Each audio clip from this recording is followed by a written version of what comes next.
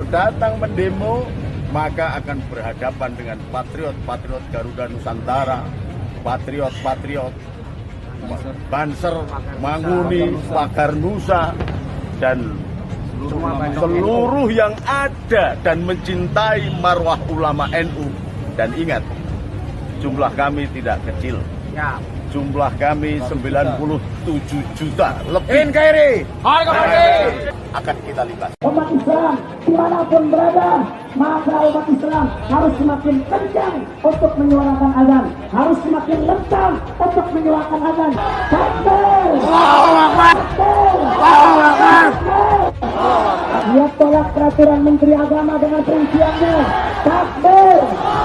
Ada yang salah dengan jihad kita. Maka saya selalu menghimbau dalam setiap dakwah saya, jihad yang paling urgent saat ini adalah jihad ekonomi.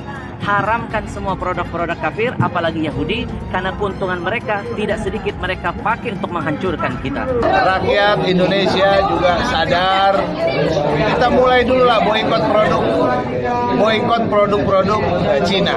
Apa yang bisa kita tinggalkan produk-produk Cina, selama bisa kita tinggalkan saja. Kita pakai produk yang lain. Kau bilang Tuhan sangat dekat, tapi kau panggil-panggil dengan pengeras suara setiap saat. Dan ini salah kaprah yang sudah sangat kaprah, sehingga orang-orang yang ngerti pun sudah tidak bisa untuk mengingatkan. Tetangganya tidak bisa tidur semua. Itu kalau orang Islam saja tidak bisa tidur, apalagi yang bukan Islam. Yang terpenting bagi aku itu satu, dia minta maaf. Kalau dia nggak mau minta maaf, dia mundur jadi menteri.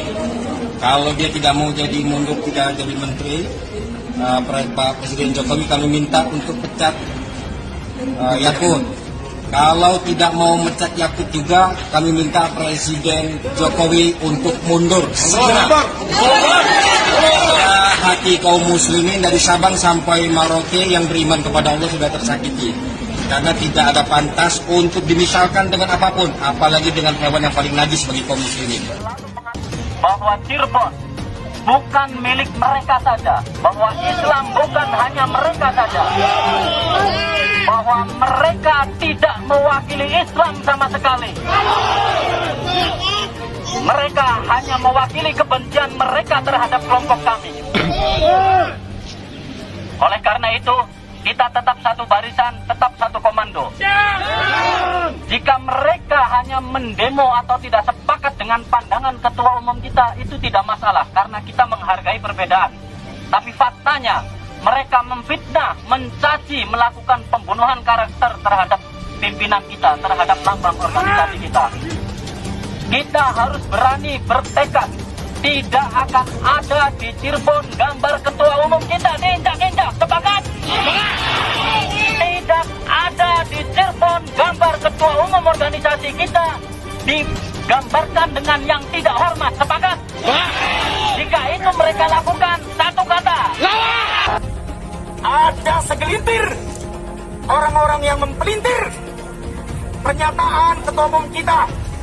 Hanya satu kata. Hanya satu kata. Hanya satu kata. Mereka jual, kita mau. Mereka jual, kita mau. Mereka jual, kita mau. Siapa kita?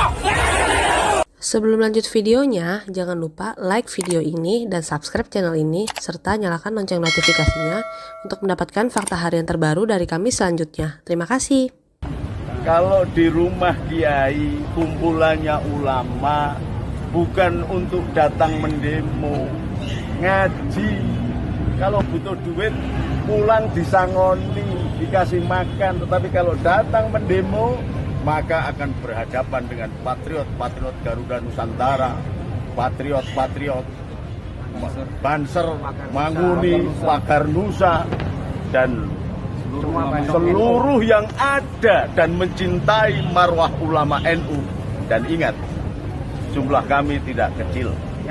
Jumlah kami 97 juta lebih. NKRI.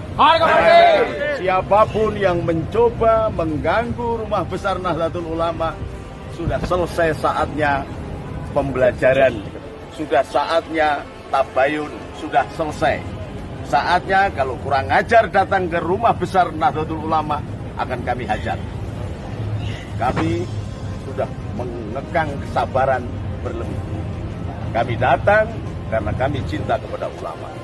Sebagaimana dulu ketika kami bela Gus Dur, kami bukan partisan partai tetapi ulama. Ketika Gus Dur dihina, maka saya bikin pasukan berani mati. Saat ini ada Patriot Garuda Nusantara yang bekerja sama dengan Banser dan NU serta Ansor. Maka menjawel Banser berarti menjawel diri saya. Menjawel Banser berarti mempertaruhkan harkat martabat marwah Nahdlatul Ulama. Akan kita lintas. Terima kasih. Kenapa kau yang diurusin masalah azan, saudara? Betul. Makanya oleh karena itu, saudara, oleh karena itu umat Islam dimanapun berada, maka umat Islam harus semakin kencang untuk menyuarakan azan, harus semakin lentang untuk menyuarakan azan, karena itu panggilan Allah. Takbir! Maka semuanya siap siarkan daripada azan, siap siarkan salawat dari masjid-masjid, siap siarkan salawat dari musola-musola, siap tolak peraturan Menteri Agama dengan perinciannya. Takbir! Ada orang resah gara-gara toa masjid, maka jangan tinggal dekat masjid. Jangan tinggal dekat masjid. Umat Islam jawab yang kuat, siap bersatu, siap rapatkan barisan, siap bela Allah, siap bela Nabi, siap jaga syiar Islam, siap jaga NKRI, siap kawal Pancasila. Takbir! Sallallahu Nabi. Sebetulnya masalah pengaturan volume azan sebetulnya masih jadi perdebatan pro kontra, betul?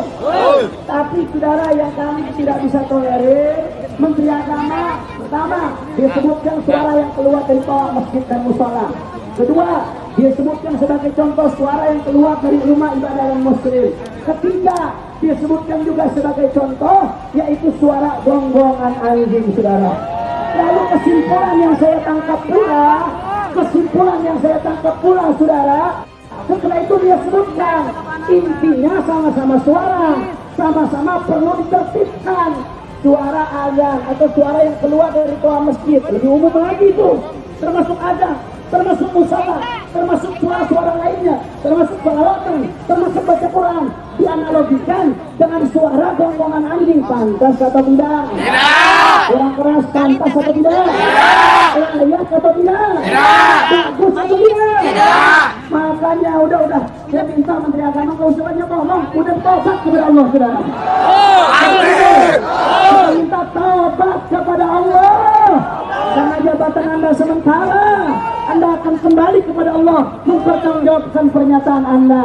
Tobat kepada Allah, kembali kepada Allah, buat pernyataan minta maaf, terbuka kepada umat Islam, dan bertanggungjawabkan ucapannya secara hukum, saudara.